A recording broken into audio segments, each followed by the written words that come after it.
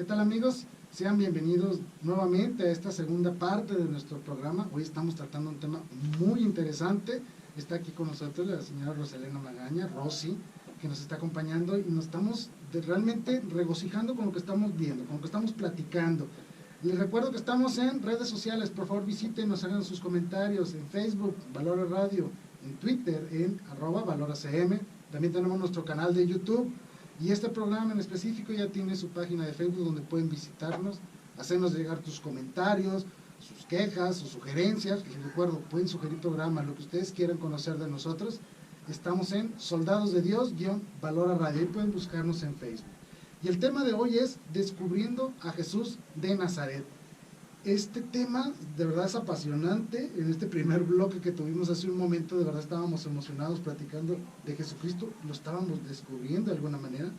Hemos hecho un pequeño recorrido a través de las primeras referencias bíblicas. Hablamos de las genealogías de Jesucristo, cómo Jesús crecía en cuerpo y sabiduría, mostrando una verdadera humanidad. Podemos confirmar la existencia de nuestro Señor Jesucristo a través de las fuentes cristianas, como son los evangelios y otras fuentes cristianas. Perdón. También tenemos las fuentes paganas que daban certeza de la existencia de nuestro Señor Jesucristo.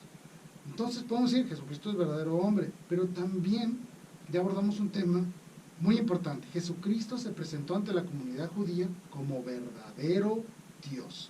Ahorita lo vimos dos citas bíblicas, Juan 8:58 y Juan 10:30.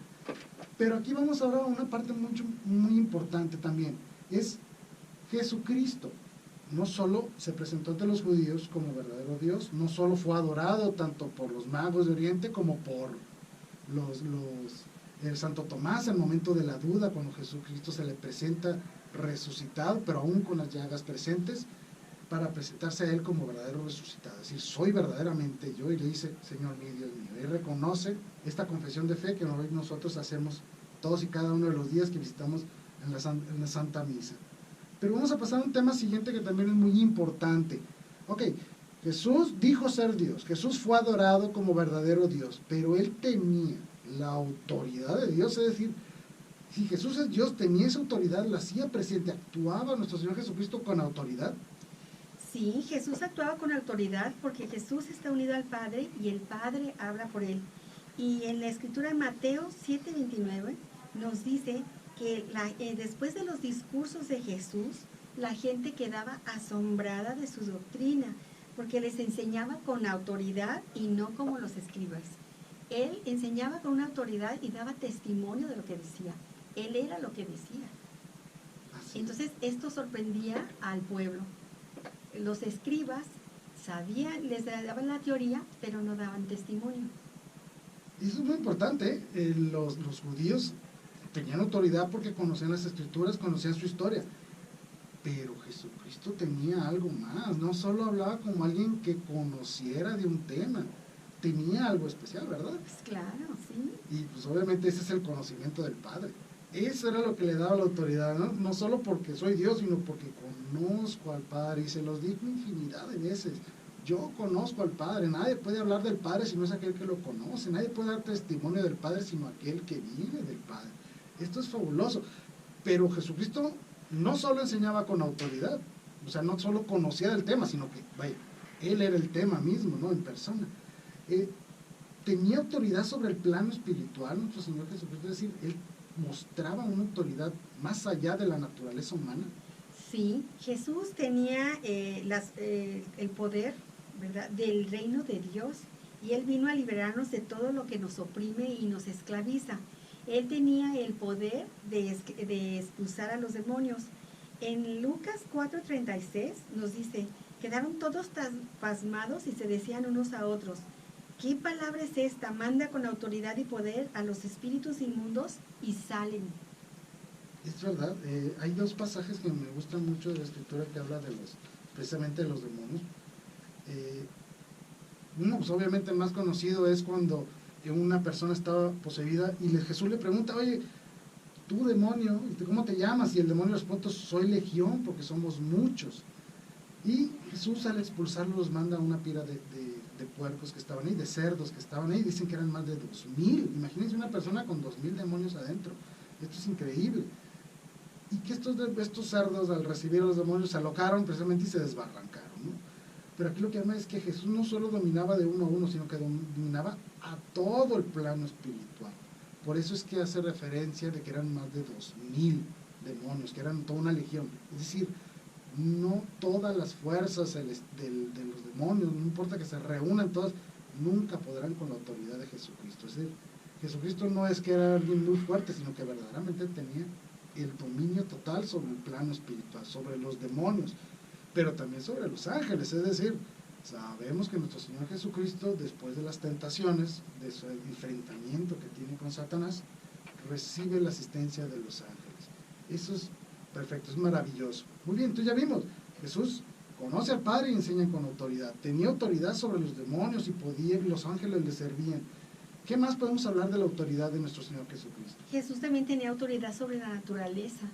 Y en Mateo 8:27 nos hablan que iban en la barca, cae una tormenta tremenda y empiezan las olas enormes.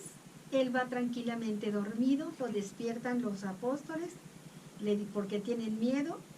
Y entonces él le dice a la tempestad, calma los vientos y el mar, y ellos se quedan maravillados y piensan, ¿quién es este que hasta los vientos y el mar le obedecen? Es muy interesante eso, porque uno se pone a preguntar, ¿cómo es posible de que en una barca donde todo el mundo está gritando, están asustados, dice que las olas rebasaban a la misma barca, los vientos la agitaban, la movían, y nuestro Señor Jesucristo dormido? Así. ¿Cómo es posible que alguien se pueda dormir en semejante situación, no? Sí. Llama la atención. Sí, claro, por supuesto. Imaginar imagínense en medio de una tempestad y que alguien esté tranquilamente dormido en una barca que se está agitando y está a punto de hundirse, ¿no? En una ocasión, en alguna catequesis, escuché a un sacerdote que nos dijo, eso es lo que se llama paz del alma. Es decir, cuando alguien tiene tranquilidad en su alma, tiene una paz interior y uno está en gracia de Dios, no importa lo que suceda afuera. ¿Sí? Nuestro Señor Jesucristo está mostrando esto, que no importa los problemas, los enfrentamientos, las adversidades que puedan surgir en un momento de nuestra vida, si estás con Dios, estás en paz. Por eso cuando los apóstoles, los discípulos que estaban en la barca, ven que calma Jesús la tempestad, Jesús les dice, hombres de poca fe, ¿que no ven que están con Dios? Si están con Dios, nada les va a faltar.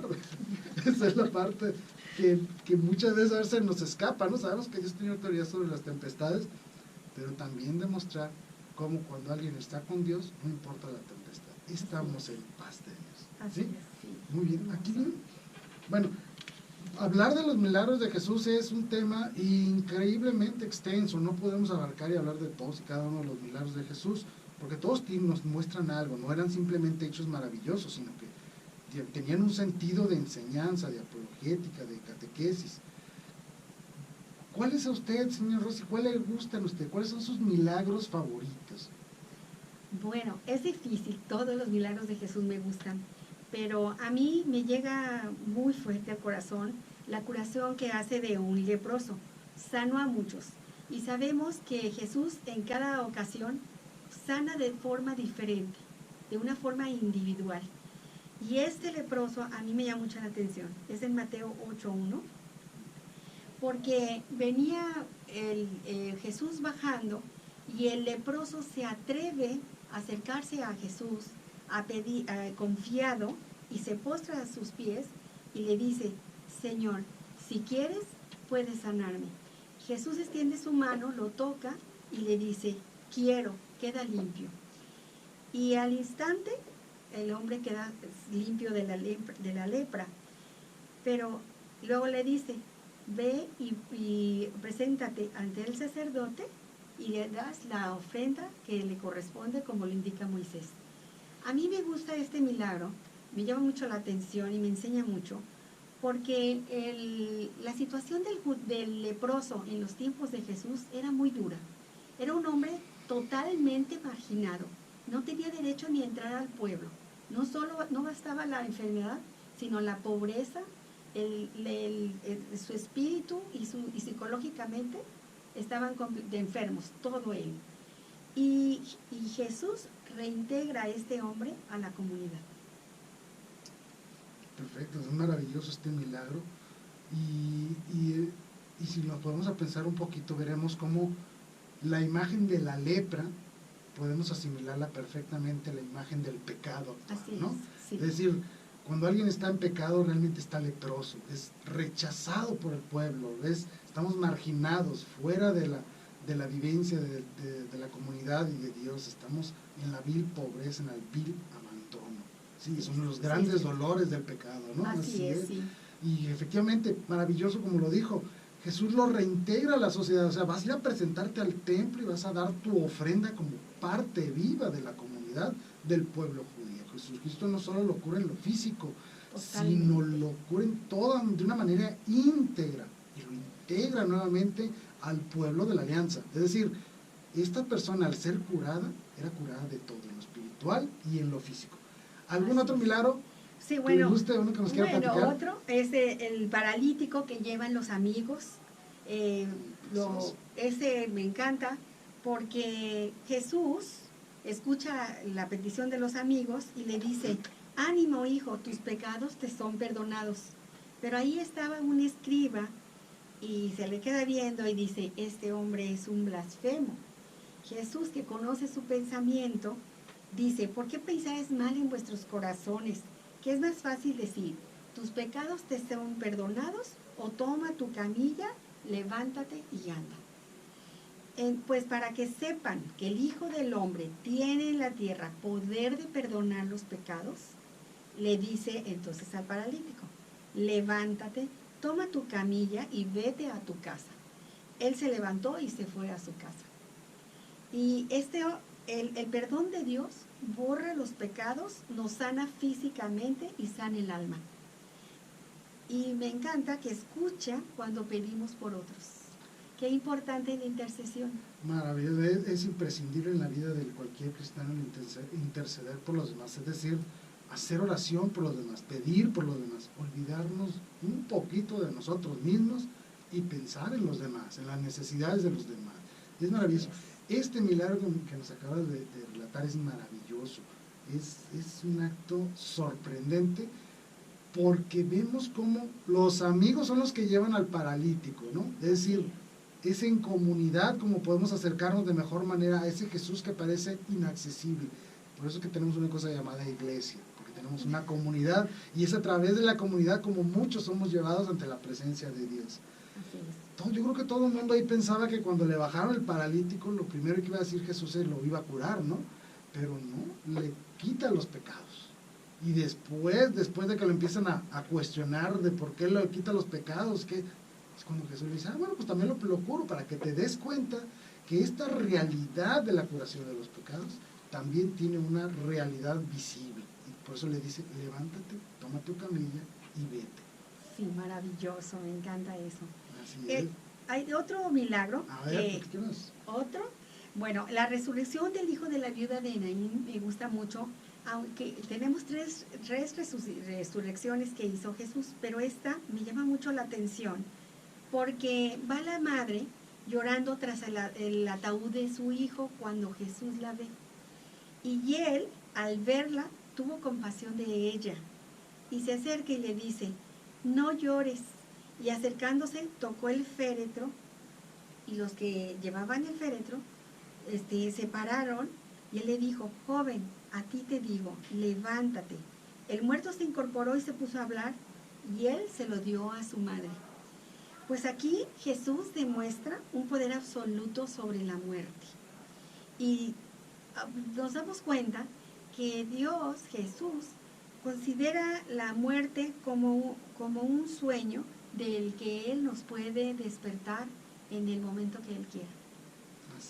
Cristo demuestra un corazón divino y humano en el Dios hombre y en Él se encuentran perfectamente unidos el corazón divino y el corazón humano. Se conmueve a tal grado. La mujer no le pidió el milagro. Ella ni siquiera tenía fe ni sabía que podía ser posible eso. Él se acerca a ella. Y eso a mí me encanta porque es el amor y la misericordia, la ternura, el amor paterno y materno de Jesús y que Él se acerca al hombre. No, nosotros pensamos que lo buscamos nosotros a Él, pero Él es el que siempre toma la iniciativa. Es cierto, incluso ahorita pensando en los milagros, tiene usted toda la razón en esto. Nos acaba de presentar a un Jesús que se compadece ante la solicitud de alguien. Es decir, por ejemplo, el ejemplo del leproso, ¿no? Este leproso se acerca a Jesús, lo busca. En el otro ejemplo vimos cómo es la comunidad que lleva al enfermo a la presencia de Jesús, es decir, como un acto de comunidad y una comunidad de amor. Pero el tercero es también mostrarnos que el Señor Jesucristo no solo responde a aquel que le pide algo, sino que Él toma la iniciativa de ir ante el hombre, de presentarse ante Él, de compadecerse de su dolor.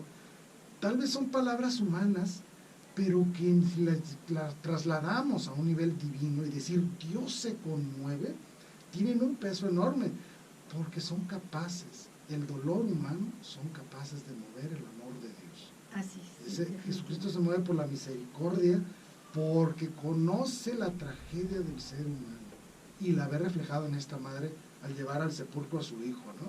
Sí, Él conoce el dolor de la separación. Eso es cierto, el dolor de la separación y el dolor de la tragedia humana, ¿no? El dolor de la muerte, que es precisamente la paga del pecado, ¿no? El precio del pecado es la muerte. Terrible el costo que nos ha llevado este error de nuestros primeros padres. Así es, sí. Muy bien. Fíjense cómo hemos avanzado en el tema. Hemos conocido a un Jesucristo hombre, hemos conocido a un Jesucristo que es Dios, que se presenta como Dios, que actúa como Dios, que habla como Dios y que nos demuestra que es verdadero Dios a través de sus acciones, como un emisario del Padre que viene a cumplir la voluntad del Padre. Pero aquí viene el punto más difícil, más complicado, hablar del sacrificio de Jesús, porque no solo vino a darnos enseñanzas, vino a morir en una cruz, vino a sacrificarse. ¿Qué significa esto del sacrificio, tanto para los judíos como para nosotros los católicos? ¿Qué significa esto del sacrificio? El sacrificio para la cultura judía era una prueba de fe, de adoración y de arrepentimiento para obtener el perdón de los pecados y de dar gracias a Dios. Hacían diferentes sacrificios de todo tipo, desde productos de la tierra, las primicias de la tierra, y también sacrificaban animales, palomas y corderos, y holocaustos de que consumían por completo en el sacrificio al animal o a la paloma, lo que fuera. Y en la doctrina católica es en la Eucaristía. Sabemos, a nosotros alabamos, damos gracias y pedimos perdón, pero nosotros nos unimos al sacrificio de Cristo. Él es el Cordero. Él con su sacrificio lleva a la perfección todos los intentos humanos de ofrecer sacrificios. Él es el sacrificio grato a Dios, el perfecto. Así es. Y entonces podemos entender que el sacrificio es ese acto de culto humano donde se le pide a Dios la reconciliación y el mantener la alianza. Pero Jesucristo, como Cordero de Dios, que derrama su sangre de la nueva alianza eterna también, es cuando entonces pone, como quien dice, ante la justicia divina, pone una oblación pura y eterna. Si lo quisiéramos ver de alguna manera gráfica, es como si viéramos al Padre queriendo enjuiciar al ser humano, pero el Hijo se presenta ante él crucificado, es decir, yo pagué los pecados del hombre, ¿no? Es como ese gran juez, el gran abogado que tenemos ante el Padre, donde no voy a decir que quita la justicia divina, no, porque la justicia divina se mantiene, pero esta misericordia divina ahora es acompañada por una cruz, es decir, por la misericordia de Dios. Entonces podemos decir que los sacrificios que venían en el Antiguo Testamento vienen a dar cumplimiento perfecto en la cruz de Cristo, ¿no? Así es, no es una ruptura, es una continuación. Perfecto, es decir, lo que antes era imperfecto ahora queda perfecto y perpetuado, sí, ante la justicia de Dios, ¿no? Que exige al hombre, tú me has desobedecido, tú has cometido un pecado, la justicia exige algo. Pero es Cristo misericordioso que en valor, en pro de cumplir y dar una perfecta oblación con el sacrificio personal, para decirle al Padre, yo me sacrifico por el ser humano, yo pongo sobre mí el pecado y lo destruyo. Hay un autor católico que me encanta, que es Odo Cassel, y dice algo muy interesante. Dice, hablando un poquito de la cruz, es que cuando nosotros vemos la cruz, debemos ver en ella el acto de amor tan ilimitado e increíble con el que se rompe el hielo de Dios ante el hombre, pero también la cruz desenmascara la tragedia del pecado con toda su malicia, porque vemos un Jesús sufriente, pero también es un Jesús redentor. Y ya casi concluyendo, rapidísimo platicar, ¿qué características tiene este sacrificio de la cruz de Jesucristo? ¿Cómo podemos ver la cruz de Cristo? Bueno, tiene varias y muy importantes. Su sacrificio es ante todo voluntario. Aceptó libremente su pasión y su muerte por amor a su Padre y a los hombres que el Padre quiere salvar. Jesús fue a Jerusalén sabiendo perfectamente que allí moriría de muerte violenta. Él entrega su vida para rescatarnos. En Juan 10:18 Jesús dice: nadie me quita la vida, yo la doy voluntariamente. Así es, ¿qué más características podemos encontrar? Porque es voluntario, él se ofreció, nadie lo mata, él se ofrece en sacrificio. Perfecto. Y otro muy importante es que es expiatorio. Por la desobediencia de Adán entró el pecado al mundo y todos fuimos constituidos pecadores, seguimos desobedeciendo, por ejemplo de nuestros padres. Y Jesús, por la obediencia hasta la muerte, repara por nuestras faltas y satisface al Padre por nuestros pecados. Entonces la cruz, él es el único sacrificio, el único, el de Cristo, porque Él es el único mediador entre Dios y los hombres. Nos une de manera perfecta. Cristo reconcilia el género humano con Dios. Y Él quiere asociarnos a ese sacrificio redentor. Y nos dice: toma tu cruz de cada día y sígueme. Preciosas palabras, ¿no? O sea, unirnos al sacrificio de Cristo. Sí, ya el sacrificio grato a Dios es Cristo. Es inútil, los sacrificios de nosotros nunca iban a ser perfectos. Entonces nuestros sacrificios los unimos a los de Cristo, que es la invitación que Él nos hace, a unirnos a Él, y el Padre esto es lo que ve, y gracias a lo que ya Cristo se ganó, nosotros recibimos las gracias. Él lo ganó por nosotros. Así es maravilloso el sacrificio de Cristo, terrible pero a la vez maravilloso. Y cuando Cristo nos invita: toma tu cruz y sígueme, es: únete a mi sacrificio, únete a este sacrificio, haz que mi sangre te lave para que te presentes inmaculado ante el Padre y puedas gozar de la vida eterna. No, es un sacrificio voluntario, es el único que es válido, y con ese redime a todo el ser humano. Y es el único y es eterno. Es único y eterno. Ya no va a haber otro. Ya no habrá otro, ni necesitamos de ningún otro. Ni otro mediador, más que Él. Pues se nos está acabando el tiempo. Rosy, encantado de tenerte con nosotros, me encantó la experiencia, espero que te haya gustado a ti también. A mí también, muchas gracias, Jaime. No, al contrario, gracias por estar con nosotros, y hago extensiva que nos visites otra vez. Ay, muy amable, gracias. Sí, amigos, estamos llegando casi al final de este programa, les agradezco infinitamente que nos hayan acompañado, y les recuerdo, les solicito sus oraciones para que este programa se mantenga, pueda seguir al aire, podamos seguir compartiendo con ustedes todas nuestras verdades de fe, para saber en qué creemos, por qué lo creemos, cómo anunciarlo y defenderlo. Les recuerdo que estamos en redes sociales, en Facebook, Valora Radio, Twitter, @ValoraCM, también nuestro canal de YouTube, y este programa tiene su propia página de internet, de Facebook, se llama Soldados de Dios, _Valora Radio. Agradezco infinitamente su presencia, me despido, soy su servidor Jaime Velázquez, muchas gracias y que Dios los bendiga. Hasta luego.